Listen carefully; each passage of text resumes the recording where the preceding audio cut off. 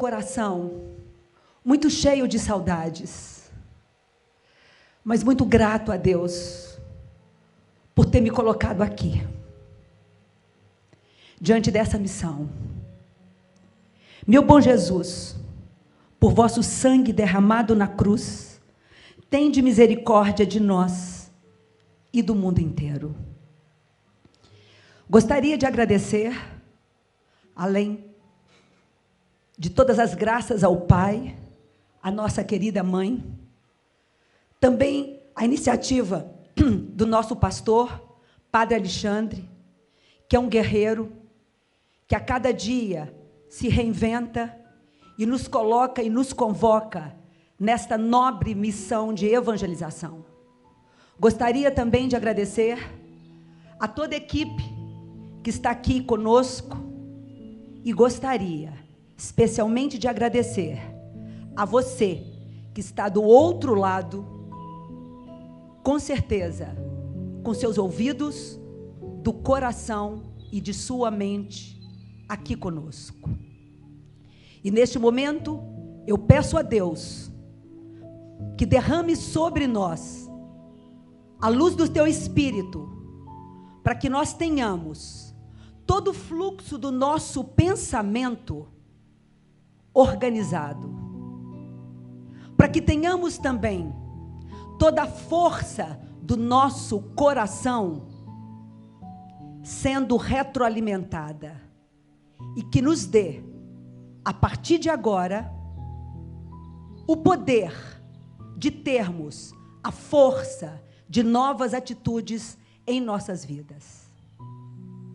O meu tema é sobre curar as feridas da alma, as feridas do coração, as feridas dos relacionamentos. Começaria dizendo que, para quem não me conhece, para além do meu ministério familiar, meu casamento, minha maternidade, meus laços de parentesco com minha família de origem, minha família nuclear e minha família afim, eu também no meu trabalho procuro exercer o ministério de renovação, inclusive de força de vida, além também de ser integrada à comunidade cristã. Por isso, então, vocês podem imaginar, como psicóloga clínica, nos bastidores, há mais de 28 anos em exercício, eu escuto todos os dias, por muitas horas, o pranto de muitas pessoas. São muitas feridas de toda ordem. Feridas da pessoa para consigo mesma. Feridas sofridas lá na infância, pela morte precoce dos pais, por lares desamparados, lares com a presença, inclusive, de alcoolismo, brigas, enfim. E também feridas sociais, rejeição, culpa, solidão, abandono, pessimismo, fracassos, recusas, bem como também feridas amorosas, traições, infidelidades, enfim. E tantas pessoas que vão compartilhando suas dores, que vão compartilhando, enfim, ali as adversidades de suas vidas.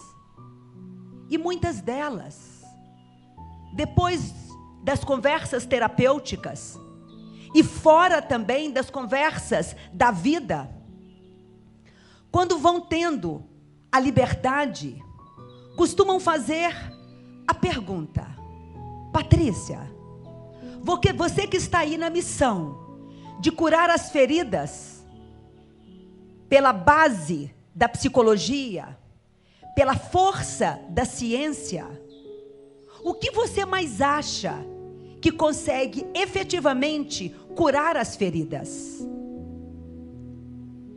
E para além do setting clínico, eu costumo dizer a estas pessoas: preste atenção, minha amiga, preste atenção, meu amigo. E eles me perguntam: mas e as suas feridas? Como que você as trata? Como que você as cuida? Você as tem ainda algumas feridas abertas? E aí a gente assenta e eu começo a explicar. Eu acredito que o ser humano tem suas dores, advindas de muitos fatores. Sabemos que tem o fator químico, que traz desordens intrapsíquicas, e que é inevitável que nós precisemos recorrer aos remédios. E para estes transtornos, é preciso que nós tenhamos a prescrição medicamentosa. Mas para além dos fatores químicos, cujas feridas precisam ser tratadas com remédios, nós temos também os fatores precipitantes. Os fatores precipitantes são fatores circunstanciais em nossas vidas. O estresse, a fadiga, o acúmulo de algumas situações pelas quais nós não esperávamos. E estas feridas, pelo estresse, elas são curadas com uma reorientação de vida, com um aconselhamento, com uma reprogramação, inclusive, da forma como a pessoa constrói o seu dia a dia. E a gente então oferece o descanso, o carinho, a reorganização. Mas existe o terceiro elemento, o fator que nós chamamos de fatores predisponentes, que tem a ver principalmente com o problema ligado a fatores da personalidade, a questões de autoestima, a questão, inclusive, do viés de processamento com a vida, o viés mais pessimista, o viés mais perfeccionista. Claro que dentro desse fator, a psicoterapia entra para poder ajudar, e consegue ajudar. Mas sabemos que há um limite na nossa ajuda. Mas, e como aí estão as grandes questões, os grandes conflitos, as grandes dores, os grandes impactos na alma. E as pessoas até conseguem melhorar por um bom tempo. Mas, conforme meu amigo Tássio falou anteriormente, eu costumo dizer que são pessoas que enchem os seus tanques com uma reestruturação até cognitiva e emocional limitada. Chega uma hora que o tanque parece que tem uma fissura. E por mais que nós tentemos abastecê-lo, vaza. O combustível vaza. E parece que aquela pessoa não consegue caminhar suficientemente. E essa fissura no combustível deixa um vazio muito grande. E este vazio, eu costumo dizer àqueles que me perguntam: como você trata as suas feridas? Olhando para a cruz. Nesta hora, é preciso que nós projetemos os nossos corações, olhemos para o alto, contemplemos nossos olhos numa cruz. Experimente olhar uma cruz. Experimente fixar os seus olhos nas chagas de Cristo. Quantas vezes, meu amigo, você reclama de que não é amado, que não se sente capaz, que se sente rejeitado, que a vida não é justa com você, que você realmente não se sentiu abraçado, que se sentiu tão sozinho. E nesta hora, se a gente realmente tem os olhos na cruz, não tem, indiscutivelmente, não tem remédio melhor, conforto melhor. É o amor, este sim. É o amor que cura, é o amor particular, é o amor incondicional, é o amor que você precisa, meu amigo. Mas para que você o tenha, é preciso que você permita que ele entre para poder te curar. Então, não percamos o nosso olhar na cruz. A cruz como símbolo maior da redenção.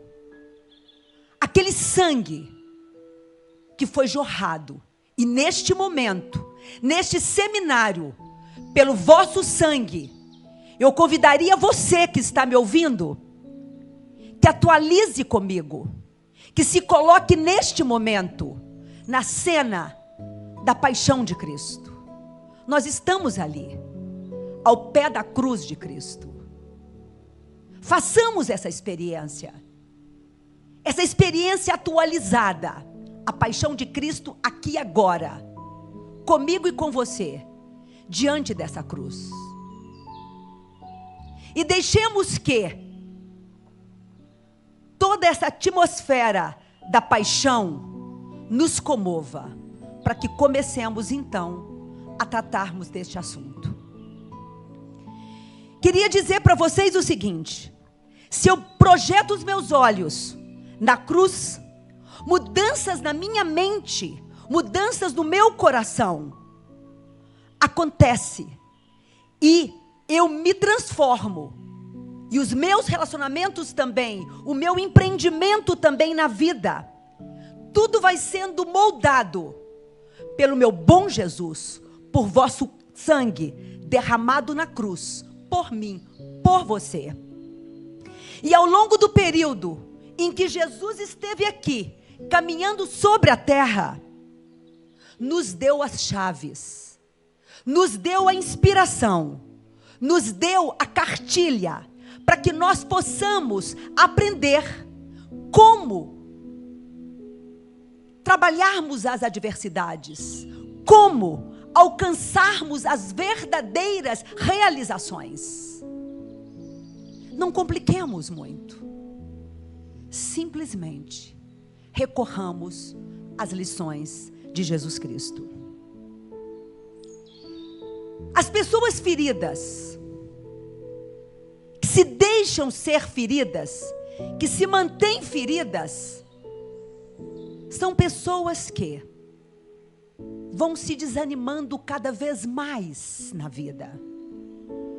São pessoas que vão se entregando a um vitimismo, a uma ruminação, a uma insatisfação crônica com a vida. São pessoas que o muito não basta, porque são pessoas que normalmente estão ligadas a um perfeccionismo crônico, desencorajador. São pessoas que fazem daquela sua ferida a história de sua vida e se deixam estar ali. São pessoas que entendem a felicidade sempre de forma condicionada. Se o amanhã, se o outro. E essas pessoas feridas, que mantêm-se na história da mágoa, acabam magoando mais as outras pessoas. Diferentemente de as pessoas que, embora feridas, mas se colocam na disposição ou na busca da cura. Serão pessoas que vão viver a cada dia o suficiente para serem felizes. Vão se reconhecer verdadeiramente filhas de Deus. E no que sabem e que contemplam o Pai, elas não se desesperam. elas entendem que, ainda que elas possam estar no momento da ferida, no momento inclusive da dor, mas elas já aprenderam com o Pai, que no livro da vida, esta vida não é o único capítulo. Este momento não encerra a sua vida. E que, para além desta vida, para além desse momento, nós teremos muitos outros capítulos que o Pai nos ensina e nos promete que para aquele que é fiel, ele terá o reino dos céus. E o reino dos céus é aqui agora e muito além. Então vamos pensando o seguinte, que muito também daquelas que são feridas, incuradas por enquanto, e aquelas feridas que se colocam no processo da cura, vai depender muito das escolhas que nós fazemos. E principalmente do nosso olhar, das nossas lentes. E eu gostaria de refletir com vocês na passagem de João, no capítulo 9, a passagem de Jesus e o cego. Jesus ia caminhando quando viu um homem que tinha nascido cego. Os seus discípulos perguntaram: Mestre, por que esse homem nasceu cego? Foi por causa dos pecados dele? Ou por causa dos pecados do pai dele, dos pais dele? Jesus respondeu: ele é cego sim, mas não por causa dos pecados dele, nem por causa dos pecados dos pais dele. Ele é cego para que o poder de Deus se mostre nele. Precisamos trabalhar enquanto é dia, para fazer as obras daquele que me enviou, pois está chegando a noite, quando ninguém pode trabalhar. Enquanto estou no mundo, eu sou a luz do mundo. Depois de dizer isto, Jesus cuspiu no chão, fez um pouco de lama com a saliva, passou a lama nos olhos do cego e disse: vá lavar o rosto no tanque de Siloé. E este nome quer dizer aquele que foi enviado. O cego foi, lavou o rosto e voltou vendo.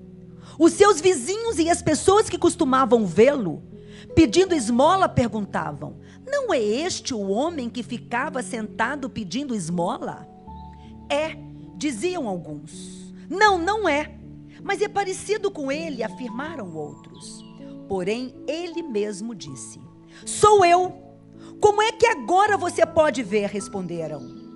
Ele respondeu: o homem chamado Jesus fez um pouco de lama, passou a lama nos meus olhos e disse: vá ao tanque de Siloé e lave o rosto.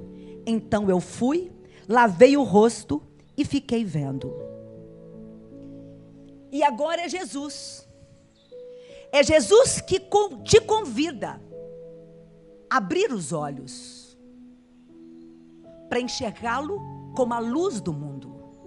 Você agora, na sua ferida, no seu momento adverso, na sua história difícil, naquele capítulo, como nós teríamos dito, ele te convida a começar a tentar a ver de uma forma diferente.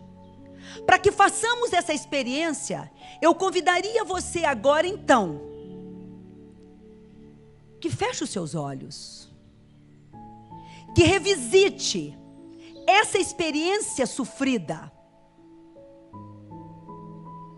e que você vai tentando contar para si mesmo, para si mesma, o enredo desta história.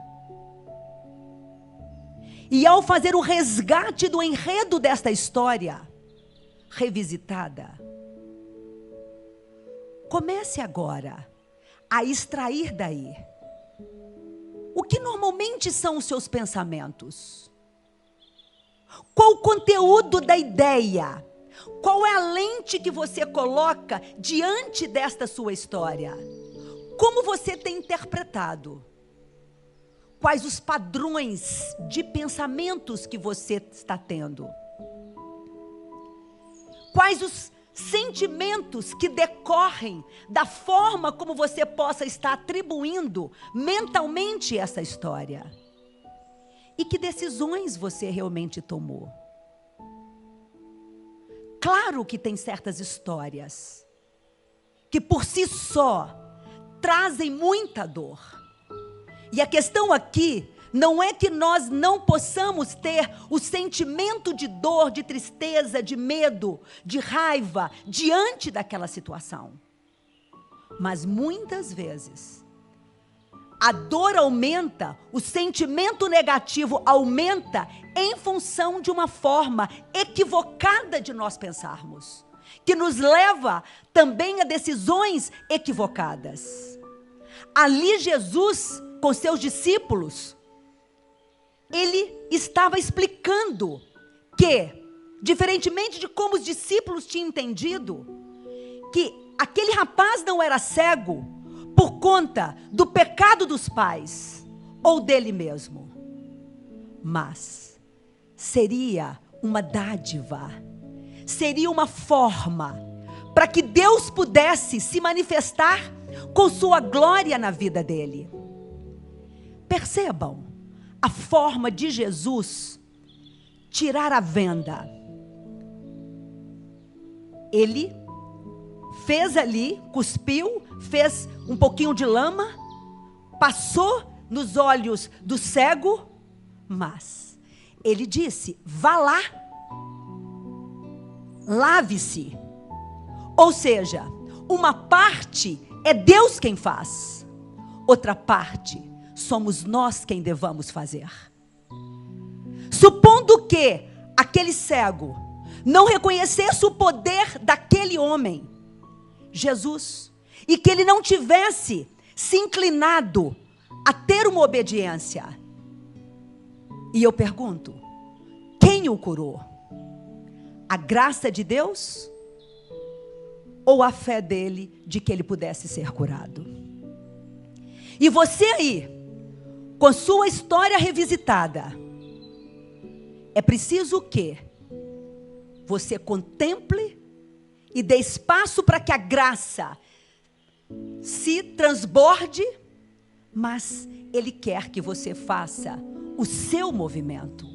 É preciso que nós entendamos que o amor de Cristo e mais, a nossa forma diferente de olhar a nossa ferida, para que nós tenhamos na ferida, na cegueira, a perspectiva da dádiva, para que Deus possa realmente atuar. São questões interdependentes. Se eu faço esse laço, já é uma boa parte da cura. Queria compartilhar com vocês como que as adversidades, elas são verdadeiros tesouros, se nós soubermos olhar para elas. As adversidades, como transitórias na vida, trazendo benefícios para nós, pode parecer louco e paradoxal, mas é bem verdade. As adversidades também nos dando a oportunidade de nós, humildemente, querermos aprender. Se Jesus, nesta minha condição, como ele faria? Como eu posso aprender com ele? Bem como também nas adversidades, a gente pode também ter o lugar para que nós desenvolvamos as virtudes. Na pedagogia do mestre, a gente vai repetindo alguns atos que depois vão sendo incorporados por nós e vão se transformando em grandes virtudes. Me lembro uma adversidade na minha vida, quando, numa terça-feira, chegando na minha clínica, o telefone toca, eu com uma série de compromissos à tarde, meu cunhado me diz assim: Patrícia, preciso de você. Você é a primeira pessoa que eu estou ligando para dizer que o resultado do exame da sua irmã deu positivo e confirmou o câncer de mama. Precisamos de você. E ali eu já estava entrando, consultório cheio. Cheguei na minha sala, abri a minha Bíblia. E a passagem era Jesus curando Lázaro. E ali eu só via uma frase: e essa doença será a glória do Pai. E ali foi uma outra vida. Uma vida em que a gente agradece a dor. O que eu posso aprender com essa dor? Como eu posso servir a meu próximo? E a hora de confiar em Deus e poder dizer: seja feita a vossa vontade. Quando a adversidade vem, vocês podem imaginar quantas vezes o pai deste menino, o pai do Andrea Bocelli, possa ter perguntado: por que com ele? Por que conosco? Por que comigo?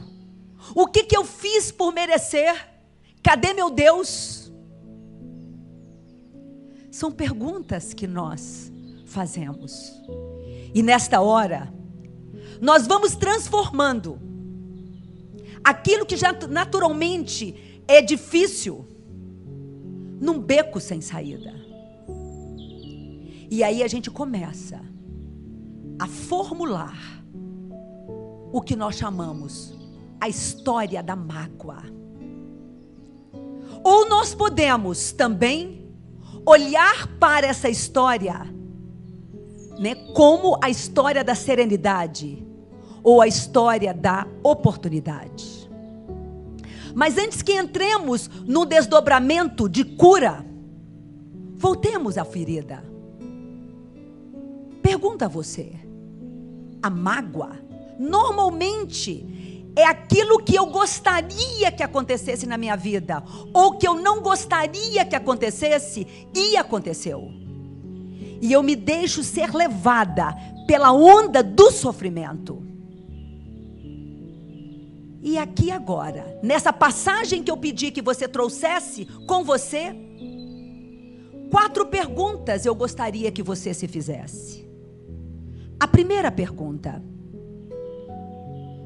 você foca mais nisto do que em todas as outras bênçãos de sua vida? O que tem mais relevo na sua mente, nas suas recordações? 2, quando você se lembra desta passagem, automaticamente isso te desestrutura? 3, quando você se lembra dessa situação, os pensamentos que você tem hoje e os sentimentos que você tem hoje são os mesmos da ocasião em que esse fato possa ter ocorrido? E 4, quantas são as vezes que você conta sobre isso para as pessoas? E ao contar, você se coloca ainda como a pessoa que sofreu aquela ferida, na condição de vítima? Ou você se coloca na condição de sobrevivente e em processo de recuperação? Porque se assim for, você está ainda marcado pela história da mágoa. E a mágoa é uma grande inimiga.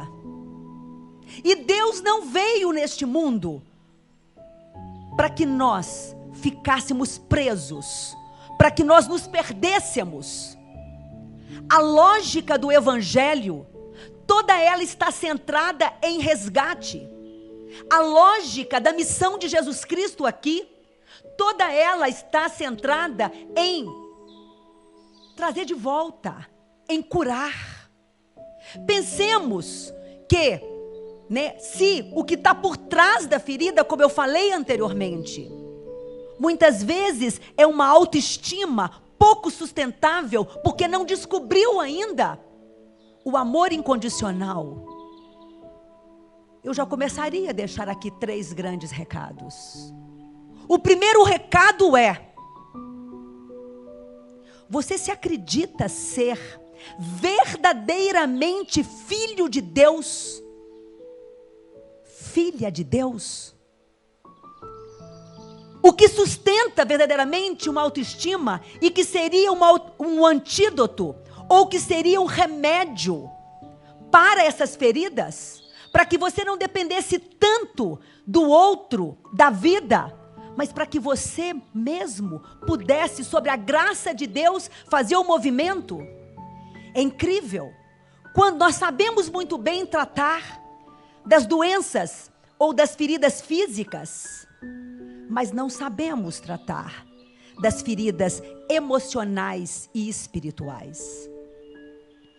As feridas físicas, nós vamos ao médico, nós vamos às farmácias. As feridas emocionais, nós vamos ao psicólogo, nós vamos ao psiquiatra. As feridas espirituais, nós temos que ir àquele quem realmente possa curar. Então, as 3 questões que precisam ser realmente cobertas para que nós tenhamos a cura na plenitude é o sentido de filiação. Filiação significa eu reconhecer que eu tenho um pai no alto, antes inclusive de reconhecer o meu pai da terra, que me deu um nome, que me deu uma dignidade, que me resgatou. É tão lindo pensar, eu tenho uma caixa em casa, que eu falo que é a caixa do amor, e ali eu tenho os desenhos das meninas pequenininhas, as cartinhas delas pequenininhas, tudo aquilo que elas faziam, as artes que elas faziam na escola, os bordadinhos, os rabiscos, os desenhos, e naquela imperfeição perfeita, a gente costuma carregar na carteira, ou a gente costuma colocar num quadro, ou a gente deixa na caixa do amor. Nós que somos seres humanos nas nossas imperfeições, portanto, como filhos de Deus, as nossas fraquezas são como aqueles desenhos de criança, que quando nós oferecemos ao Pai, independente, do desenho estar completo ou não, nós pais nos orgulhamos tanto. A sua fraqueza, a sua ferida é como esse desenho de criança. O Pai é moldura, e Ele precisa realmente dessas fraquezas. Sabe por quê? Isso dá sentido à vida dele. Jesus se deleita. A gente pensa que por Ele ser Deus, Ele não precisa de nada, mas Ele precisa do nosso amor. Ele precisa do nosso arrependimento. Ele precisa que nós peçamos bênção a Ele. Seria então o primeiro ponto, a filiação, o sentido de filiação. O segundo sentido é o sentido da encarnação. Deus percebeu que Ele precisava mandar seu Filho encarnado para que nós pudéssemos ter um acesso de amor mais face a face, para que nós pudéssemos, à imagem e semelhança, nos reconhecermos mais, nos evoluirmos mais. E é preciso que entendamos que as nossas ações impactam Deus, não só as de Jesus que nos impactam, as nossas ações nos impactam. E o olhar dele, dentro dessa questão, da encarnação, nos acompanha. Mas é preciso que nós também saibamos mirar este olhar.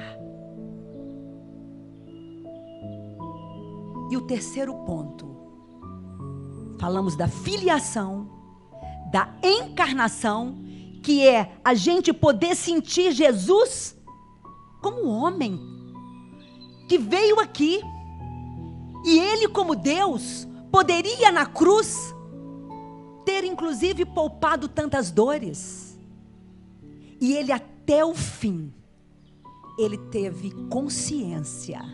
Imagine a dor dele até o final. Ele poderia ter se poupado dessa dor, mas Ele quis mostrar, na condição humana, que Ele suportaria por nós. Encarnação e depois a redenção. A redenção é quando a gente realmente tem a certeza que Ele derramou, meu bom Jesus, por vosso sangue, derramado na cruz, tende misericórdia de nós e do mundo inteiro. E Ele derramou por mim, por você, todo aquele sangue. E essa cruz, como que nós vamos ver essa cruz? Quem estava ali e que morreu por nós? Imaginemos que estamos numa viagem, na nossa frente, houve um atropelamento, houve um acidente, e tem um homem ali deitado, um homem deitado ensanguentado, e é claro que nós vamos socorrer, e principalmente se nós entendermos que aquele homem se acidentou para evitar que nós fôssemos acidentados. E aí sim é a questão da cruz, e é preciso que nós juntemos as nossas cruzes à cruz de Deus, para que não fique mais pesado ainda para Ele do que já teria sido. E a sua cruz, pegue-a, olhe para ela, não como fim, mas pegue-a como o início de uma nova perspectiva. E aí sim nós completaremos os 3 degraus que poderão realmente dar a você um sentido novo. Antes que entremos naquele elemento que cura, no desdobramento maior, eu queria compartilhar com vocês. Eu me lembro que eu era muito menina. Quando comecei a entender um pouco das coisas, eu adorava pedir ao meu pai: pai, deixe-me ver a sua ferida. E ele levantava a blusa, meu pai, né, já falecido, um homem magro, e aqui tinha uma ferida, lateralmente nele, uma ferida grande. E eu falava assim: pai, me conte essa história. O que mesmo foi isto? O que provocou isto em você? Meu pai nasceu em 1930. A penicilina foi descoberta em 1928. Ou seja, eu não saberia explicar qual a razão pela qual ele, bem novinho, dias, no primeiro mês de vida, ele foi acometido de um machucado, que foi aumentando, e a minha avó contava que ela quase o perdeu. Os médicos já tinham o desenganado, mas ela foi tentando de tudo para ver se aquela ferida fechava. E ela dizia: o Edinho foi curado pelo amor. E foi inédito. Os médicos não acreditavam como que aquela pele tão sensível pudesse ter se reconstituído. A gente fica pensando e querendo tanto milagre em nossas vidas. E o maior milagre das nossas vidas, para curar as nossas feridas, se chama perdão. O auto perdão e o perdão ao outro. E o que é o perdão? O perdão é a penicilina. Chegou em atraso para o meu pai, porque morava numa cidade do interior, podem imaginar, o acesso. Ele não foi salvo pela penicilina, embora 2 anos já existindo. Mas Pensemos no perdão. O que é o olhar misericordioso de Jesus? O que possa ser o nosso olhar misericordioso para nós mesmos, para o outro que nos feriu. E o perdão não é para o ontem. O perdão é para agora. É para o amanhã. O perdão não é esquecer. O perdão é aprender. Porque é a sua história. O perdão não é para situações específicas, mas o perdão é um estilo de vida. Ele tem de chegar antes de nós chegarmos.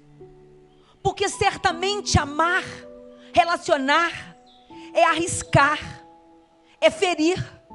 Inevitavelmente todos nós seremos feridos, fomos feridos, vamos ferir. E se eu adoto o perdão como meu estilo de vida, já é uma linda blindagem, já é uma linda escola. E o perdão faz com que aquela história da mágoa se transforme numa história de redenção, numa história de amor, aonde a gente sabe que ali o amor da dona Quininha curou o seu filho, que o amor do pai nos curou. Comecemos então a pensar no perdão nessa perspectiva. E o perdão não significa que nós devamos ser condescendentes com alguns gestos, atitudes do outro, mas que nós nos coloquemos também como seres imperfeitos.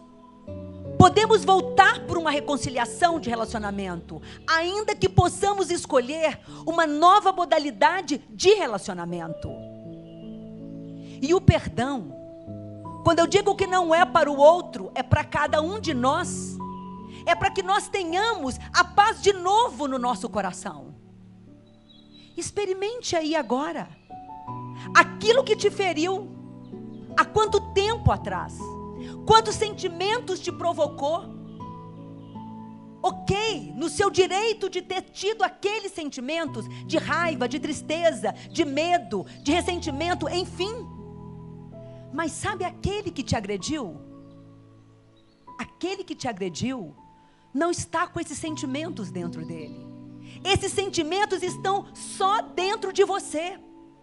Portanto, nos estágios do perdão, são 4 estágios. O primeiro estágio é quando eu me dou a entender que os sentimentos, sim, teriam se justificados. Mas eu não estou aqui dizendo que nós devamos negar a dor, mas que devamos colocar a dor em perspectiva. Colocando a dor em perspectiva, você vai vendo que não dá para que você carregue tudo isso dentro de você. Já deu. Deus não quer que nós empatemos vida. Deus não quer que nós comprometamos outras relações por conta da sua relação mal estabelecida com aquele, com o passado, com outro ou consigo mesmo. Porque tem tantas outras bênçãos, tem tantos outros relacionamentos, mesmo em situações bem adversas. Em situações, por exemplo, da perda de um filho, por exemplo, não tem nada mais doído, mas depois de um certo tempo de convívio com aquela dor, é preciso que nós entendamos que o amor precisa ser distribuído para outros remanescentes daquela família. Então, o primeiro estágio da dor, do primeiro estágio do perdão, é você identificar realmente os sentimentos. Mas o segundo estágio do perdão é quando você entende que aquela dor não está te fazendo bem. Aquela dor não está fazendo bem para um ambiente familiar. E você começa a entender que você não pode continuar colocando no outro a culpa.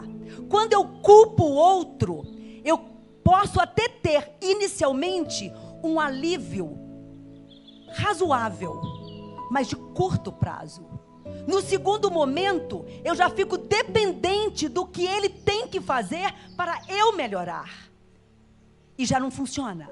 E aí, nesse segundo estágio, eu tenho que ver que eu não posso dar à ofensa um caráter tão pessoal. E que os sentimentos em relação ao que eu sinto pertencem a mim e não pertencem ao outro.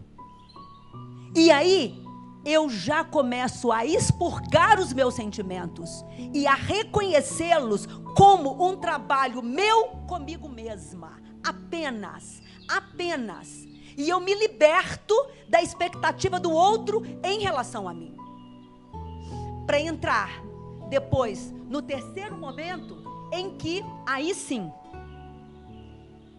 eu já me apropriando do sentido, né, da ofensa, não dando um caráter tão pessoal, tão intencional, e me dotando da responsabilidade em relação aos meus próprios sentimentos, eu vou para o terceiro estágio, que é quando então eu estabeleço uma data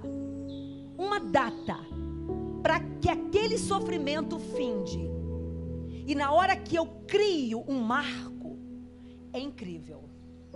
Lá na frente tem alguém que me espera, com braços abertos. Com braços abertos para poder me reforçar e poder mostrar que tem vida após aquela adversidade. Tem vida após aquela traição. Tem vida após aquela ferida. E aí no que eu marco, eu já começo a me despedir. E eu gostaria que aqui agora, você também começasse a se despedir da sua ferida. A penicilina chegou. E como quarto estágio, é quando nós começamos a fazer então, o que eu chamo, a mudança de pensamento. A mudança de pensamento, que é o que nós falamos, inclusive, a musculatura do perdão. Desenvolver os músculos do perdão. A pessoa que está ferida, ela se deixou ficar encanada com aquelas regras que nós chamamos de regras não executáveis. A vida é injusta. Meus pais não poderiam ter me tratado desta forma. Aquele meu amigo, né, não tinha o direito de... Essas regras jamais serão executáveis. E você as colocou, né, na expectativa de serem cumpridas. E é isto que impacta a sua vida. E nesse quarto estágio, é preciso que você as reescreva. Não necessariamente que a vida é injusta. A vida simplesmente tem experiências positivas e negativas. Não que necessariamente os seus pais teriam que ter feito aquilo ou aquilo outro. Fizeram o que deram conta de fazer. Aquele que te feriu pode não ter tido intencionalmente a intenção de fazê-lo. As pessoas muitas vezes, lamentavelmente, entram com o interesse próprio. Mas quem mais absorveu isto foi você. E agora Jesus está aí na sua frente. E você, eu, todos nós, sempre vamos estar como aquele filho pródigo, que vai embora, se delicia com o mundo, mas tem um pai que nos espera. Basta que nós nos reconheçamos. Aprendamos com esse pai. Acho lindo quando na passagem aquele filho maltrapilho, você agora cansada de carregar essas dores, maltrapilho, porque se maltratou, porque se deixou encanar com ideias erradas. Como os discípulos estariam pensando? Ele não nasceu cego por conta do que ele fez ou deixou de fazer, seus pais. E assim, ele nasceu porque tinha, né, uma glória para acontecer na vida dele. E aquele cego, muito depois interrogado pelos fariseus, ele teve a coragem de defender Jesus, de falar de Jesus, sob pena de ser perseguido. E depois a grande glória, porque ele se tornou um homem de grande influência. E nós, como filhos pródigos, que estamos voltando agora, vamos receber o nosso abraço. O nosso abraço que cura. O nosso abraço que faz com que nós, ao sermos abraçados, nós não sabemos aonde começa o abraço, aonde termina o abraço. Quem é o abraçado? Quem abraçou? Simplesmente ali nós temos o laço do perdão, o laço da misericórdia. Meu bom Jesus, por vosso sangue derramado na cruz, tende misericórdia de nós e do mundo inteiro. E neste momento, a você que me escuta, o meu abraço. Dizer, meu querido, minha querida, neste momento, o mais sagrado dos lugares, o remédio mais poderoso, a penicilina que mais vai fechar a sua ferida, é aquele lugar aonde o ódio se torna amor, a cruz de Cristo. Olhemos para ela. E para terminar, eu queria compartilhar com vocês esta medalha. Esta medalha eu ganhei da minha filha caçula. Eu a carrego comigo. E nesta medalha, na parte da frente tem a cruz. E na parte de trás, diz assim: como cristã, e como expressão da minha fé, eu carrego esta moeda com a imagem desta cruz, para lembrar do amor de Cristo. Muito obrigada. Que você ajude a Deus te curar, com a boa vontade, com a determinação, porque Ele quer a sua entrega, o seu exercício diário, a sua reflexão noturna diária, para transformar as suas misérias em virtudes. E Ele se compadece de ti, mas é preciso que você também se compadeça dele e se compadeça de você. Adotemos um estilo de vida misericordioso e não percamos os nossos olhos na cruz de Cristo. Fiquem com Deus.